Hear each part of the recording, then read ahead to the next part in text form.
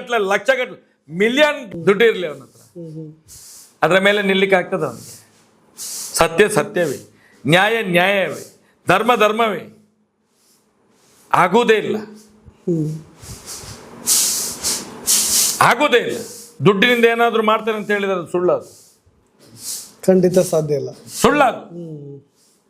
ಎಷ್ಟು ದುಡ್ಡಿದ್ರೆ ಒಬ್ಬನಿಂದ ಅದನ್ನು ಫಿನಿಶ್ ಮಾಡಲಿಕ್ಕೆ ಸಾಧ್ಯತೆ ಇದೆ, ಒಬ್ಬನಿಂದಲೇ. ಹೇಳ್ತಾರಲ್ಲ, ಮಂಜುನಾಥನೊಬ್ಬನೇ, ಒಬ್ಬನೇ ಮಂಜುನಾಥನೊಬ್ಬನೇ. ಏನು ಮಾಡ್ಲಿಕ್ಕೆ ಆಗೋದಿಲ್ಲ ಇವರಿಗೆ.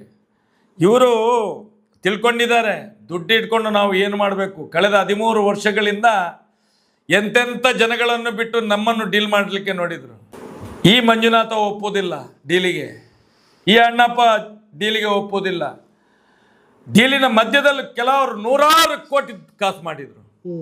ನಾವು ಡೀಲ್ ಮಾಡಿಸ್ತೇವೆ, ನಾವು ಸರಿ ಮಾಡ್ತೇವೆ, ನಾವು ಇದನ್ನು ನಿಲ್ಲಿಸ್ತೇವೆ ಅಂತ ಹೇಳಿ ಕೆಲವರು 100,000 ಕೋಟಿ ಡೀಲ್ ಮಾಡ್ಕೊಂಡು ಇವತ್ತು ಕೋಟ್ಯಾಂತರ ರೂಪಾಯಿ ದುಡ್ಡು ಮಾಡಿಕೊಂಡು ದೊಡ್ಡ ದೊಡ್ಡ ಜನಗಳಾಗಿದ್ದಾರೆ ಇವತ್ತು.